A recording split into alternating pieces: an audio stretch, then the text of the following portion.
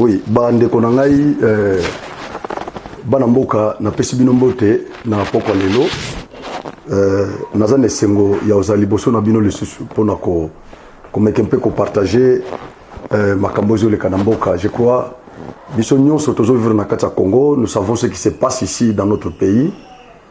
Ezosenga ke biso tout Congolais nyonso atelema vraiment pour que tomeka mpe contribuer parce que tokoleka. Qu'est-ce que nous allons léguer à nos enfants? Voilà pourquoi nous sommes là pour animer cette émission Oyo eza intitulée Tolobela Yango. Tolobela Yango, tout ça na plateau, il y a chaîne il y a Genor TV. Oyo na kosenga na ko profiter na senga vraiment bon me kepe ko s'abonner pour vous aller au courant. Il y a makambo nyonso otoko banda ko détailler awa na plateau. Nous avons pas mal d'invités, otoko inviter nous sommes là pour na ko sala ba émission Oyo. Et ça juste pour nous instruire parce que tout le monde a question qui bateau baza mitu baza ko bazo vanda kimia mboka ezo kende vraiment malamute. Donc ceux qui to comme landa full dengue full ezo kende, je crois et kozala malamute. J'ai un ouvrage ici à Gustave Lebon. Gustave Lebon a commis Mukanda Boko, il a parlé sur titre réseau échappé ngai Nakata Mukanda lobby. Il a dit hier et aujourd'hui quelque chose comme ça. Nakata Mukanda est une phrase moko qui m'a vraiment fait du bien. Gustave Lebon lobby, le vrai progrès démocratique, ce n'est pas lorsque les élites suivent la foule, mais c'est lorsque la foule suit les élites. Et donc bateau tout ça na bango combat élite, ceux qui m'a commis emporter na foule na o bato bazolo bana ba internet parce que ba commis quand bien même tout ça na démocratie c'est bon, mais non ba élite bazawana pour que ba influencer ba pasulanzela parce que il y a na commis yango na l'un de mes ouvrages na lobby. Nous avons deux sortes de leaders. Leader à Liboso, eza oyo, tozana bateau ba pasula kanzela. Muto pasuli nzela, net nzelo to lekelaka. Muto pasuli yango to ebiete. Donc tozana ba leader o ba pasula kanzela. Deuxième sorte ya ba leader eza ba o ba lekaka nanzela wana. Bato ba lekaka nanzela o ba saela kanzela. Ozomona bazokumba pe batu bazokumba ba client mais bazoleka na nzela o déjà batu musu basi ba pasolaki. Et donc dans les cas d'espèce ba élite bazalokola ba leader o bazo pasola nzela, nos dirigeants politiques bazalokola ba leader o bazo pasola nzela, et biso ba peuple tozalokola ba leader o tozoleka tozokumba mutu nyonso na domaine na ye azokumba mutu kane na nzela wana na sima mutu kana ye pe azana batu oyo pas memi. Mais toujours les cas déjà dans Nzela oyo ba leader basi ba pasoli. Donc wanande c'est ça le vrai progrès démocratique selon Gustave Lebon. Mais ce qu'on qui to commis na ba politicien il y a chaque fois na ba réseaux sociaux kolanda c'est que les communs des mortels disent bato bazo publier bato bazo comprendre comment une république fonctionne. Bato baza guidé na ba sentiment na ba émotion. Bah fanatique lokola namboka na biso yebani na cacha musique, c'est un pays musical ba yebi biso na cacha musique. Et donc esprit wane ya wenge ya wengetisation donc et quotidien na mito ba politiciens. Tous les politiciens sont wengetisés. Maintenant si vous devenez wengetisés, maintenant nous qui sommes derrière vous, tokosala nini? Donc les politiciens ont commis qu'on manipule la population. Bakende na côté na bango ba inventer le comment le peuple peut embrasser yango le côté na peuple oyo, il n'a pas le temps ya ko réfléchir. Il n'a pas le temps ya ko tanga, il n'a pas le temps au mona mutu na ba obatangi te. Loi Tchane Bini, c'est tout le monde qui en parle. Mais ce que tourni na batunyo sowana qui a déjà lu en dehors des parlementaires, en l'occurrence, députés, sénateurs. Mais ce qu'on tourne, bah tout sur bazo sala ba makelele na ba réseaux sociaux, na ba télévision, na ba radio. Qu'est-ce que cette loi dit? Ils ne comprennent même pas la quintessence de cette loi. Mes frères, bazo comprendre la quintessence de la loi wana. Qu'est-ce que cette loi regorge? Batangi angote. Mais le kola kaka et bimiono bazo combattre katumbi aller. Opa inaka Tshisekedi à côté pe kuna bino loi wana ezamabe tout ça. Il commence à défendre cette loi. Otuniye me loi wana elobinini.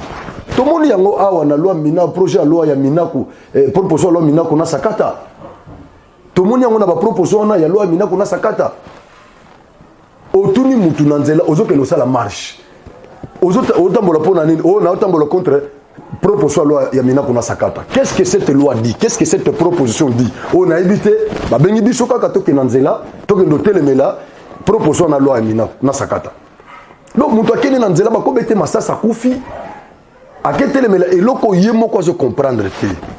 Voilà pourquoi na émission oyo tozo lobela tozo interpeller na peuple na ba élite.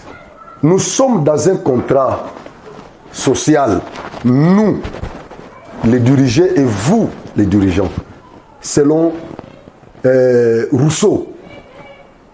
Nous vous avons donné le pouvoir. Prenez le pouvoir. Dirigez-nous. Toko futa ba impôt, toko futa bino ba taxe et permettre bino bozombongo comme ça botongela biso banzela ba école. Nous avons les droits subjectifs.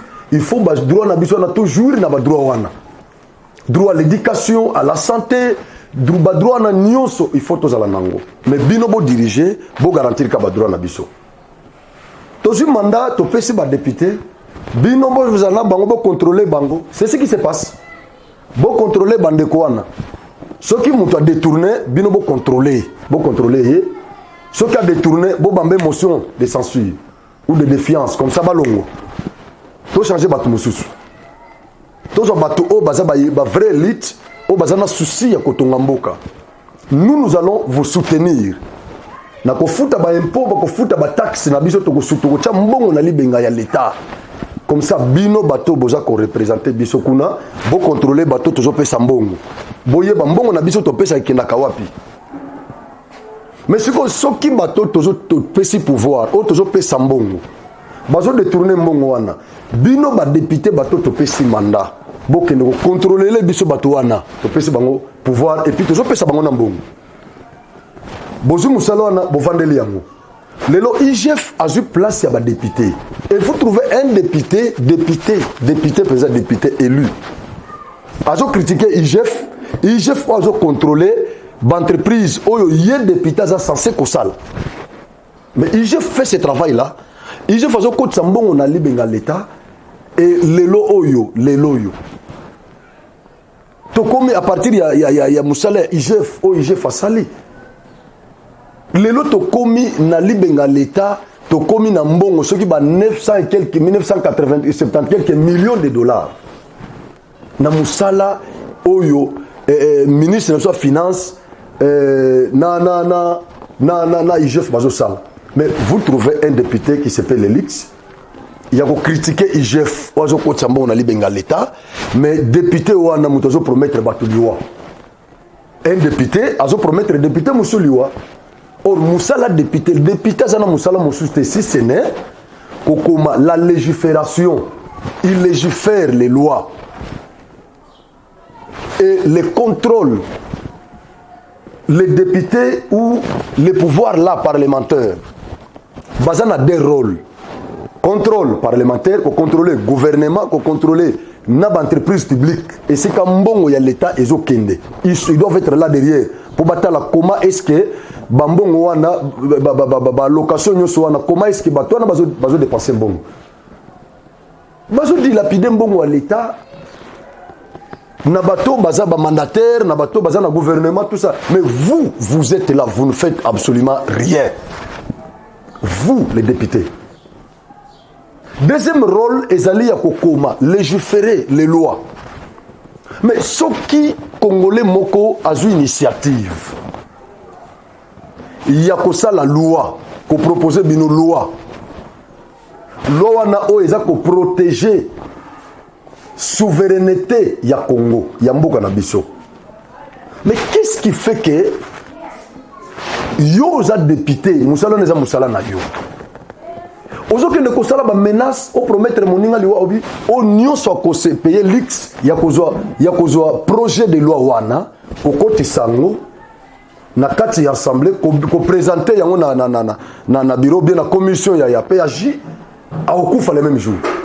Comment est-ce que un député peut réfléchir comme ça? Comment est-ce que nous sommes dans quel pays, Bande Konanga? Nous sommes dans quel pays? Là, nous sommes dans quel pays? Nous sommes dans quel pays? Bon, par moment, je me pose des questions. Est-ce que Malher Nabiso et Outa, banda naissance, il y a Congo,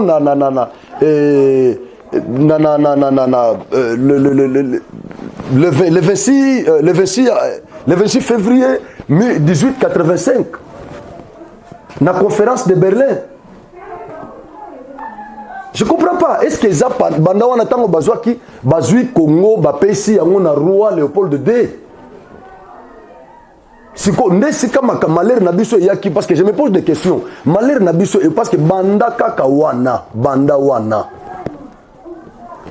Congo ils ont toujours des problèmes. Les politiciens congolais ont toujours des problèmes. Ce qui Mobutu a pouvoir na mboko yo. Mobutu a pouvoir ndengini.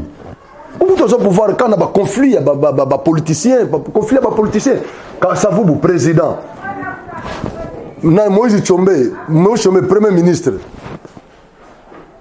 Moïse a gagné l'élection, a eu député et belé dans le parlement. Moïse a eu poids politique. Quand ça vous me sentir dans insécurité. Il y a eu un groupe déjà au Basalipe coalition na bango pour pas pesa Kasavubu, renforcer pouvoir Kasavubu. Na sentiment na Kasavubu azolongola, alongoli Tshombe, azu mutune musu premier ministre musu azolingo remplacer. Et le monsieur voit à l'Assemblée là-bas qu'on présentait programme d'action naïe première fois. On a Moïse Tshombe, on a rejeté ça.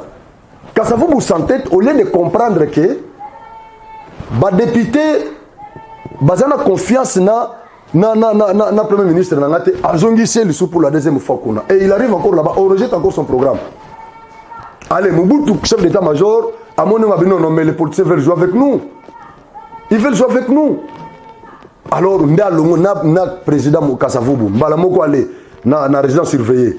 Na Moïse Tshombe Mbangu, akendo ko fasoki na Algérie soki wa. Ba politicien na tout, Mobutu a récupéré le pouvoir. A eu pouvoir, a entériné le pouvoir dans l'Assemblée.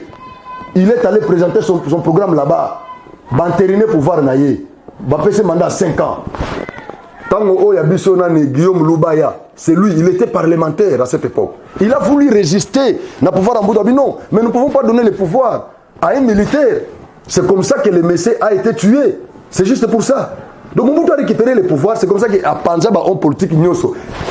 Il s'est imposé. Tina Nenge Asala 32 ans à Yokouf.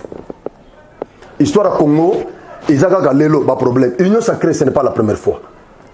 Ils ont un problème. Il y a la conférence nationale souveraine. Et bandi débat. Mosengo Koufi Oyo. Mosengo comme le modérateur. Mosengo a mis sa troisième voix dans la conférence nationale souveraine. A mis sa troisième voix. Bayokanino Félix Tshisekedi et Tshisekedi premier ministre.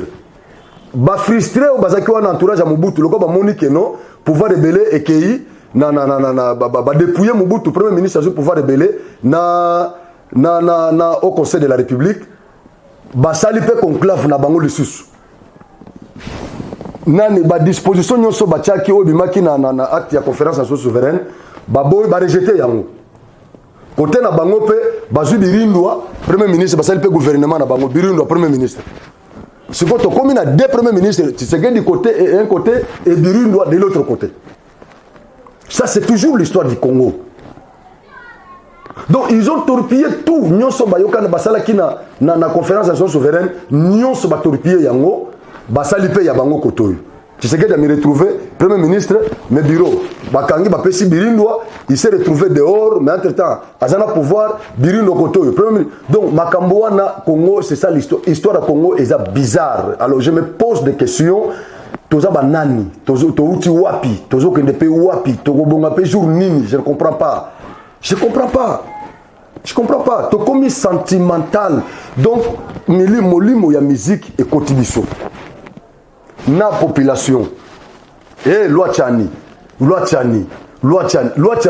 C'est comme j'ai posé la question à un frère là.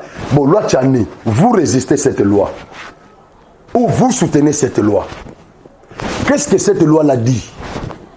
Oh non, loi wana, il y a exclure leader Nabiso. Leader Nabiso, Moïse Katumbi. Donc, il n'y a que cette disposition, cet article-là. Oyo Kangi. Est-ce que dans cette proposition de loi, parce que c'est déjà une proposition comme c'est les députés, parce que là, nous ne pouvons pas encore parler de Tchani, c'est normal. Eza Pouloulou Ndetini Pouloulou, c'est lui le député qui a proposé, qui a présenté sa proposition de loi. Et donc, Tchani, à ce moment-là, Tchani n'est pas encore là.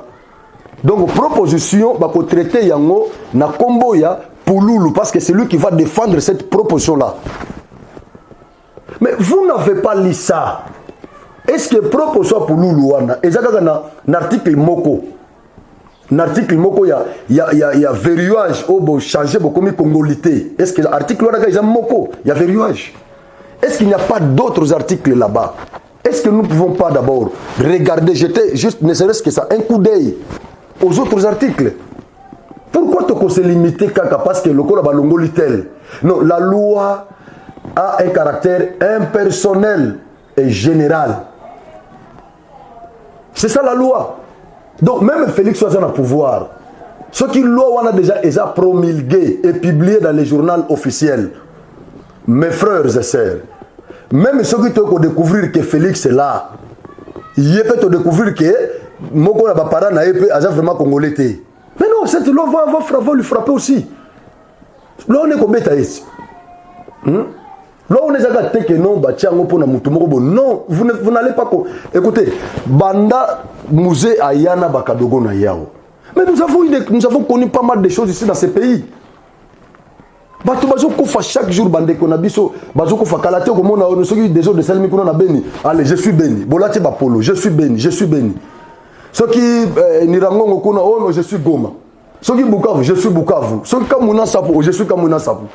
Mais vous êtes béni, vous êtes Nirangongo, vous êtes Kamuna Sapo, vous êtes tout ça. Et ça n'a pas sentiment. À un certain moment, nous devons réfléchir. Même la Bible dit, c'est lui qui réfléchit sur les choses trouve le bonheur. C'est ça.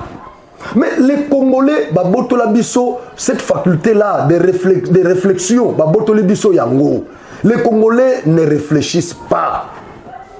Les Congolais agissent comme des perroquets. C'est ça les Congolais, c'est ça. Nous n'avons pas l'état ni de lire. Loi ya proposition ya mina kuna sakata. Ba Congolais belé batanga ya ngote. Batanga ngote. Moi j'ai fourni un effort de chercher cette proposition là, j'en avais eu. J'avais le temps de lire ça.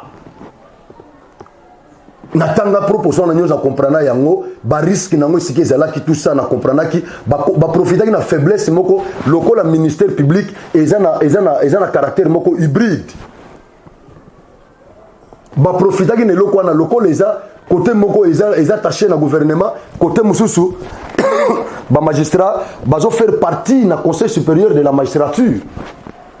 Maintenant l'aspect au ministère public eza attaché eza lokola bras séculier il y a gouvernement.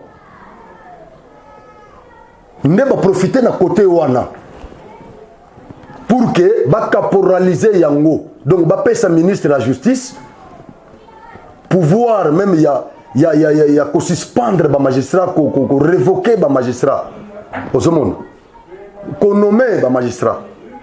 Donc il voulait caporaliser. J'avais eu le temps de lire cette proposition là. Même quand j'avais parlé, quand j'avais aimé mon point de vue, c'est à partir de la lecture que j'avais faite.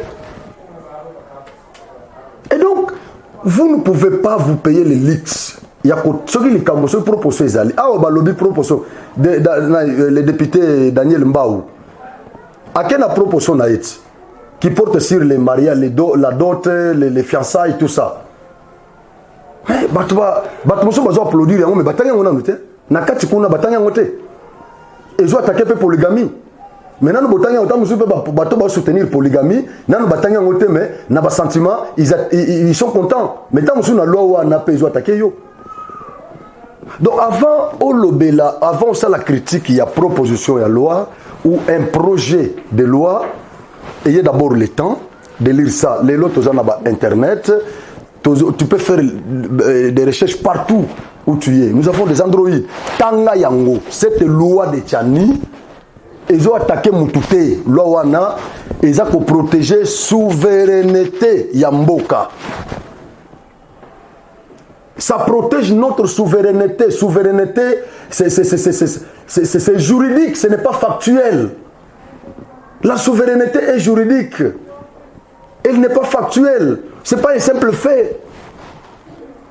C'est ça la puissance juridique de l'Église, de l'État. Il ne faut pas jouer. Tozu bandeko bayaki bakadogo bayaki belé boy. Ba infiltrer biso na ba domaine nyonso partout ils étaient là. Partout ce sont eux qui décidaient dans ces pays, dans le pays Oyo. Qui ne sait pas ça? Pourquoi vous pouvez être vraiment amnésique jusqu'à ce niveau les Congolais? Pourquoi les Congolais vous pouvez être amnésique jusqu'à ce niveau? Pourquoi? Vous avez oublié tout. Souffrance autotique au monde awa, ils étaient partout. Tozalaki on amboko tokomo banga barwandais. Namboko partout zo mona barwandais bazalaki. Ceux qui ont un bureau bozana rwandais moko pembeni. Ozo bato bazo éviter non yaza Romeo bazo banga ye. Pourquoi bazo banga était parce que ba ibi que simane il y a une force ba décider nyonso bazao. Sont des rwandais. Barwandais, moi j'étais au Rwanda. Au Burundi, bah pays où on a nyonso. J'y étais. Je connais comment ces gens vivent. Rwanda, Rwanda c'est un bon pays. Et ça sécurisé, bien sûr. Mais bah ça terrorisé. Parce que façon bah Congolais bah ouvrir na Rwanda, nande bah Rwandais bah homo bazali. C'est tout à fait différent. Bah Congolais bah longa Kanagoma bah longa Congo bah longa Kinshasa qui na Rwanda. Bah fille et belé bah fille presque nyonso ya Rwanda et belé majorité. Basé dans service du gouvernement rwandais, service de sécurité, service d'intelligence. Elles travaillent là-bas, elles sont rémunérées, ces filles. Au moins, on a roulé carrosse. Dans les restaurants, ces filles sont là. Dans les hôtels, les Congolais, les étrangers, ces filles sont là. Au coup, moi, ça va dans un restaurant. À son plan qui coûte cher, elles mangent. Yo, ça n'a pas monsieur Moutaou dragué. Congolais, le voilà, ça n'a pas lipo. Malalement, on passe au panier. Et Yefi Wanazana, yo non pour soutenir yo, c'est pas pour l'amour, parce qu'elle est payée pour ce travail. Elle t'espionne. Il faut yeba au Congo, qu'est-ce que tu fais? Tu es entouré de qui? Tu fréquentes qui? Qu'est-ce que tu fais là-bas? Banani entouraka yo, qu'est-ce que tu fais? Quelle activité que tu fais là-bas? Est-ce que vous avez la politique? Oui, si tu es en politique. Maintenant, vous avez la politique, le coup la nani. Et elle prend tout de toi et la va ça là-bas. On part avec toi. Ces gens sont comme ça. Donc, toi là, mona kabiso, kabiso, congolais le quoi, bayuba, baza mayele. Mais ya mona, so fa na yo, so mona dirait ya ça zoba, mais nzokande azama yele ko le kayo. Baronde bazo ya awa, bazo linga basi na biso.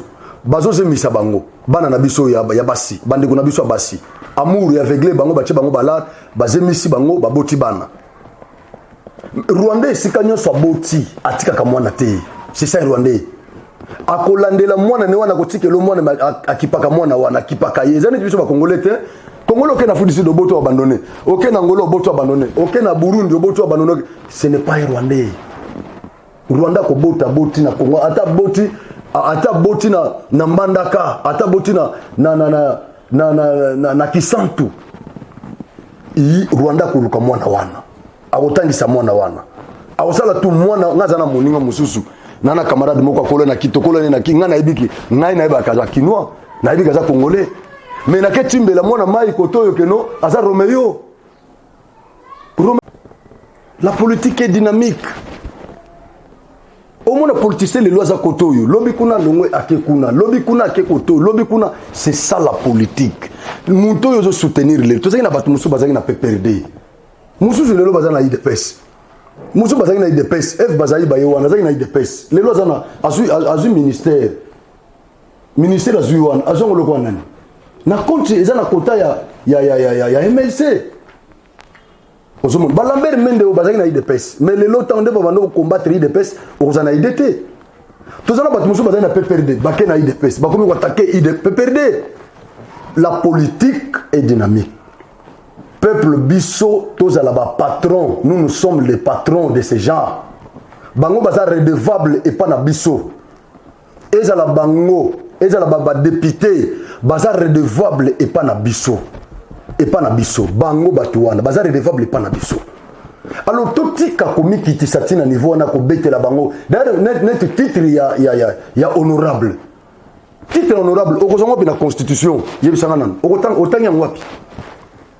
Autant ngamu na pesio mandat, ngai nde muna pesio mandat, na voter yo, na biso kende, oba no contrôler batouane. Oza redevable et pas na ngai.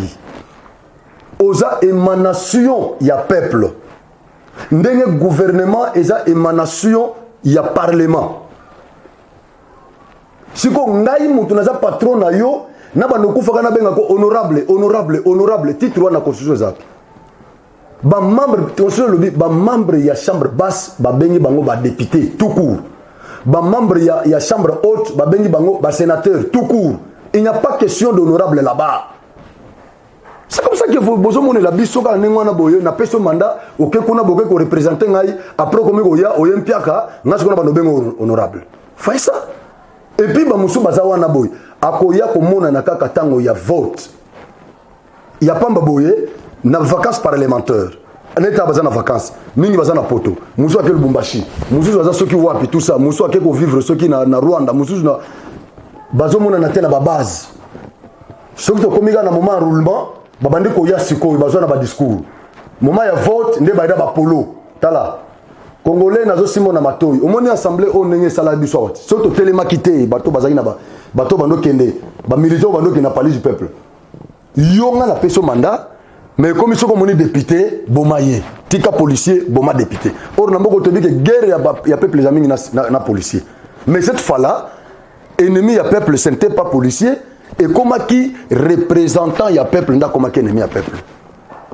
Et ça ne vous dit rien. Cette fois-ci, to fongo la miso.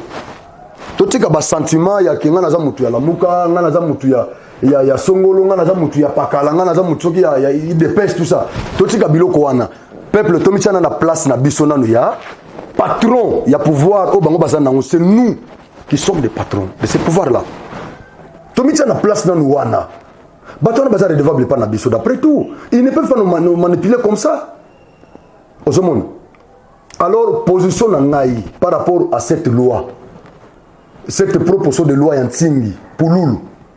Je soutiens ça. Je soutiens ça parce que ma marche c'est le meilleur. Nous avons eu à perdre beaucoup de compatriotes au Bakoyi na ba marche. Bakufi awa. Nambokoyu. Tokunda bango musuti le l'histoire des obeta maté. Batika bana bana ne peut pas s'occuper bangote. En l'occurrence Rossi Mukeni. Thérèse Kapangala. Basé belé bande ko na bakufa boy bakufi na kosala marche. Pour alternance et kota namboko. Alternance et koti. C'est le moment où tu peux profiter le la biso na ba député au baza kono migolo tozo coopérer bien. Tozo yokana ba député bazo kabiso quand même, to profiter dans l'assemblée wana ba bongisa constitution toza nango. Le Congo a connu beaucoup d'actes octroyés, actes constitutionnels octroyés. Congo connaître ba acte wana mingi ya liboso après indépendance na 1960. Ba Belge ba pesa biso des actes octroyés, les actes constitutionnels octroyés. Et où t'en est pas na bango avec leur culture, leur vision, ba pesa biso yango. Ils nous ont donné ça. Un acte porté sur l'organisation de l'État et un autre acte sur la liberté des individus. Acte one après indépendance, ba pesa biso, c'est deux actes là. Je crois, je crois que c'était le 19 mai 1960. Yami Balé Bapesi Bissongo le 17 juin 1960. Ces deux actes-là, c'était octroyé. Et Yangonde et ton travail qui n'a pas été dans le moment de la construction de l'Obour. Le 1er août 1964, je crois. Mais acte nyonso wana bapesaki biso et yaki na biloko na bango soko ata constitution loi wana eza pe influencer kana ba acte na ba belge après wana musée petango ekoya constitution ya transition allez abafo yango ye passer ba décret loi na ye nde banda ko diriger période wana et ya na bato utaki na bango ba Rwandais na ba Ougandais na ba Burundais bango nde ba influencer ki décret wana nde banda ko diriger. Mais aujourd'hui, nous avons une constitution, quand bien même, qui est une constitution quand même, oyo, et ça copier-coller. La constitution française, quand ils interprètent la constitution là, ils se réfèrent toujours à la France et à la Belgique. À la France et à la Belgique. Donc, nous n'avons pas encore eu une constitution qui a notre esprit. Que ba disposition mususu na katsukuna to me kempe ko changer yango pouvoir ndenge bazo exercer en Europe et ça ndenge biso to ça la ngote d'après tout non et donc nazo conseil na ba congolais nyonso toza na émission na biso ya tolobela yango qu'on en parle tolobela yango en tant que batu tolobela yango nous sommes des congolais tolobela yango ba politiciens wana biso ne te pesi bango pouvoir totika kolanda mouvement na bango et bino pe ba politicien auto pesi pouvoir bo pasula nzela biso peuple to landa nzela wana botika ba biloko ya koswana swanaka boka bola biso te peuple tribalisme ekoti tina ba église tribalisme ekoti na ba église Congo ezokende wapi ata politicien moko tazo telemela makambo ya tribalisme na mboko oyo. Donc bango tout ils se retrouvent dans ce désordre là. Ce sont des politiciens qui se retrouvent dans ce désordre ici. Ils sont à la base de ce désordre, c'est-à-dire politiciens pour ses intérêts égoïstes, ils veulent utiliser, c'est comme toujours il y a le mouvement Kasavubu. Après l'indépendance, la mutualité, le groupe ethnique, tribal, la mutualité, tous ces groupes-là tribaux, nous sont des combats qui parti politique. Odomba, Nani, Konakat, Balubakat, Nani, Abako, Babiloko wana. Donc, ezaki ba mutualité. Ezaki ba groupe moko tribaux, il y a ba village na bango. Mais ba commission yango ba parti politique pour ba kena ba élection. Donc na temps wana tribalisme bana ko régner na Congo oyo. Temps wana tribalisme zalaki. Parce que le groupe a une zaki, ils ont une couleur et attribute. Ils ont une balubakat katanga. Ok, on a nani konakat katanga. O abako bakongo. Donc basaki ndenge wana. Batutu bana kuluka. C'est comme ça qu'il y avait des fédéralistes, naba unitaristes. Kasavubu, nana chombe. Le groupe professeur bango zaki na ba minéraux zaki na mbongo. Il voulait que tout un système de fédéralisme. Mais le monde, le Congo doit être un, uni. C'est comme ça que le tribalisme va combattre le record à cette époque. Mais les politiciens, balingi susu congolais apanzana congolais congolais donc toka bwana Lubumbashi ba komina discours na bango ya kiono biso katanga yetu allez ne moi na seme pe koto banda kiono asala pe pays na ekuna tout ça alors ça devient quoi bakasa pe ndenge baza malmené balobi non biso pe tuza pe province munene tuza pe Kasai Kasa central Kasai kuna Kasa oriental tout ça na ba province nyo tuza la pe état na biso na fédéré ça devient quoi ou soit un état indépendant, ça devient quoi? Allez, Bangala peut qu'on a bino tout sangani pena qui sangani allez tout ça la paix à biso plan. Donc Congo est cause à la démembrer. Juste pour nabino donc il n'y a pas un politicien quand même oh ya que azana pouvoir té mais ajoute quand même esprit à malamu ya que non malgré que je n'ai pas le pouvoir. Malgré que je n'ai pas le pouvoir. Mais à cause il y a Congo kaka Congo parce que c'est la seule cause au bisognos toko le bela. À cause il y a mboka oyo. Je n'ai pas les quand même je n'ai pas le pouvoir, mais je dois défendre la cause de ce pays. Mais les politiciens, les mandocataires, les kleptocrates, les cadocrates, tous ces gens-là, bazo pesa bato bambongo, boke no sala ba déclaration. Jacques Ndala yo wana za na prison. Qui pouvait accepter? Les gens pensent que comme nous sommes dans un état de droit, on ne peut pas arrêter. Non, non. Dans un état de droit, il y a les droits bien sûr, et il y a aussi des obligations. Dans un état de droit, c'est dans un état où la loi frappe fort. Où la loi frappe fort. C'est dans un état de droit. Nous ne sommes pas dans un état sauvage, non. Nous ne sommes pas dans un état sauvage. Dans un état de nature, non. Nous sommes dans un état de droit. Dans un état de droit, la loi doit frapper. La loi doit frapper. Ce n'est pas parce que nous sommes dans un état de droit, tous en liberté, tous comme ça, libertinage. Non, ce n'est pas comme ça. Bah, propos, oh, Jacquin la tenir awa. Et ça, normalité. C'est un intellectuel, mais n'a pas moi. Comment va-t-on comprendre? C'est pas normal. Comment on menace un député qui joue son rôle? Et vous parlez de la démocratie. Un député qui joue son rôle, qui amène sa proposition na bureau pour que va traiter en commission à PAJ, va traiter yango, va exposer va soumettre en plénière, va voter et ça n'anzela vote ndé. Un député décide au lobby non a voter oui, au voter non, au voter et ça n'anzela vote ndé des députés à décidaka. Et non na banzela ba menace qui yo Jakindala yo lingaki oza la député. Mais quand un député a ma proposition à loi, toi tu passes là-bas au réunir Bajen, tu veux instrumentaliser la jeunesse pour que Bakende ko attaquer ces députés qui jouent son rôle, qui a la liberté, qui a été voté pour ça, aux autres qui ne ko attaquer yé. Mouto aux autres qui ne ko proposer une proposition il y a aux protéger la souveraineté de notre État. Pour éviter la pénétration dans les pays voisins, nous Rwandais moko botaki na mututel, après moi on a Koli, après moi on a jour moko, ayo comme on a président Mboka. Non, c'est pas comme ça. C'est pas comme ça. Et donc na sengi na bandeko nyonso tous les Congolais partout. Soutenons cette loi. Soutenons cette loi. Kadiombo a koufeli loi wanati.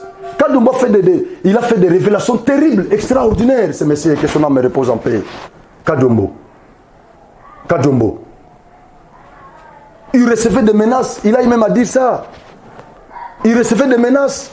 Kadumbo est mort parce qu'il soutenait cette loi. Non.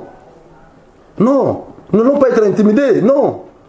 Congo doit appartenir à Moutounyoso. Nous sommes dans un état de démocratie.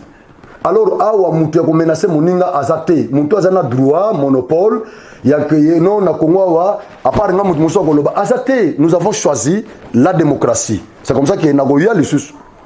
Nagosala émission ya makambo ba démocratie oyo, c'est que la démocratie nous a apporté.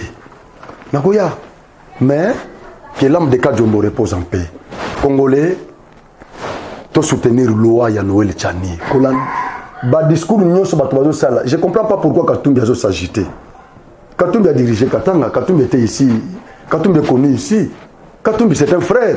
Nous sommes avec lui ici. Azandeko, Bisoto dit que non, Katumbi c'est un Congolais, mais moi, Nenazabo, nous avons regretté que Bandeko Katumbi va s'agiter. Katumbi, nous savons que Katumbi est Congolais. C'est maintenant là que je me rends compte que Katumbi n'était pas Congolais. Pourquoi? Parce que à partir il y a agissement, à partir il y a lire au bazo qui n'est pas Makamboui. Nous nous rendons maintenant compte que Aza Congolais alors. Pourquoi Mbemba Azo s'agiter? Mbemba là il est calme. Tout ça là Kamar basé belé, Demi Dakar basé belé. Mais Baza calme Bazo s'agiter. Mais pourquoi seulement les Katumbistes? Bozo Sopela, moi ici j'ai soutenu Katumbi plusieurs fois. Namboko. J'ai soutenu Katumbi fort. Mais à partir du comportement et Nabino ya Bato Katumbi. Bozo kende ko dévaler ba secret mususu obiso to ibakité. Vous devez rester calme. Nakatanga, il n'y a pas que Katumbi. Même Katumbi, il n'est pas le seul. À cause de la chef ensemble. Mais ce qui est élection est salami. Katumbi, qui Fayoulou Awa, Fayoulou n'était pas connu. Si Fayoulou est connu, c'est grâce à Katumbi et Bemba. Qu'on se dise quand même la vérité. Tout comme Katumbi wana le sous à cause de Tamutu Moko. Ata Salomo Escadé la wana. À cause de Ache Dauphin, Ache candidat. Na côté na bango. Ce qui a un poids politique, il sera voté. Il devient président. Katumbi, le président du parti, c'est fini. Et c'est Katanga qui va gagner toujours. pourquoi qu'on s'agitait comme si bon toi tu as pas cet exemple la souhaité n'a pas cet exemple que Katumbi lelo a kofi parce qu'aza mortel aza biso tout okufa so Katumbi lelo akoyi akofi c'est que na katanga kuna mutu muso hôtel bazati Katumbi moi qui azala ki wanati Katumbi moi azala pilelo un intelligent ce type là je l'admirais trop il est où est-ce que Katanga kofi mais pourquoi ba discours toujours ba menace ba biloko ndenge wana toko tumba toko tsala boye toko brûler toko boma toko panza makile ko tanga ba kamita toko to makile ko tanga ba ko to makile ko pourquoi ba discours wana pourquoi vous voulez nous intimider non nous sommes des frères tous les sikamoko to ngamboka o bande konangai ezala kan Katumbi moi j'aime Katumbi personnellement j'aime Katumbi mais je n'aime pas comportement batu na yo bakomi na ngona batu na nde moni bakenana kabila awati bainisa kabila pas batu kaka na biloko wana comportement ba menace wana nano ozi Katumbi nano ozi pouvoir te Jacques Ndala tanengo ke na prison nano ozi pouvoir te me bandi ba menace na batu na ba téléphone ko menacer batu ko sala batu batak mais jour quand il sera le président de ce pays c'est quelque chose de terrible non to kiti sa ba mabanga na se na ba mabende tokangama totongamboka comportement na biso na ba réseaux sociaux et honoré bisoté tozana ba pays muso francophone batanga biso ça nous honore pas congolais tokangama toyokana totongamboka boki ke liboso na pesi bino merci et za voix ya ndeko na bino Bishop Frank Osvaldo oza na ozo apparaître na ba caméra na bino na ba téléphone na bino toza na plateau ya Genor ya chaîne YouTube Genor TV na sengi na bande nyonso bo s'abonner vraiment na chaîne toza na makambo ebele o vraiment toko partager na bino toza na makambo ebele vraiment on va commencer à partager avec vous. Je salue notre caméraman King Mboshi qui est derrière là-bas. Je salue vraiment tous les téléspectateurs qui ont pris vraiment le temps de nous suivre, de suivre cette émission et surtout les abonnés. Que Dieu vous bénisse.